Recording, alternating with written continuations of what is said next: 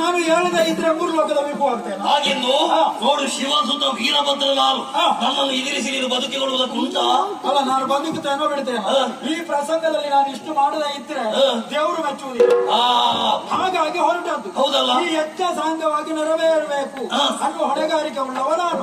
ನೀನು ಅದಕ್ಕೆ ಕಂಟಕನಾಗಿ ವರ್ತಿಸ್ತಿದ್ದಾದ್ರೆ ಸತ್ಕರ್ಮಕ್ಕೆ ಯಾರೇ ಕಂಟಕರಾದ್ರೂ ಅವರದ್ದು ಸ್ಥಳಗತ ನಮಗೆ ಅನಿವಾರ್ಯ. ಒಳ್ಳೆಯದು. ಹಾಗಾದರೆ ನನಗೆ ಬೇಕಾದ ದಕ್ಷ ನೀನೊಂದು ನಟನೆ ಮಾಡು. ಸೋತು ಓಡಿದವನ ಹಾಗೆ ಯುದ್ಧ ಮಾಡಿದ ಹಾಗಾಯ್ತು. ಒಂದು ಹೇಳುದ, ನಟನ ವಿಶಾರದ ಅಂತ ಕರೆಯುವುದು ನಿನ್ನ ಅಪ್ಪನ. ಅವ ನಾಟಕ ಮಾಡ್ತಾನೆ ಬಿಟ್ರೆ ನಾವೆಲ್ಲ ನಾಟಕ ಮಾಡ್ಲಿಕ್ಕೆ ಇರುವವರು. ನಾವು ಏನು ಮಾಡಿದ್ರು ಯಥಾರ್ಥ. ತಿನ್ನುವುದಿದ್ರು ಕೊಡುವುದಿದ್ರು ಯಥಾರ್ಥವೇ. ಹಾಗೆ ಬೆಳ್ಳಿ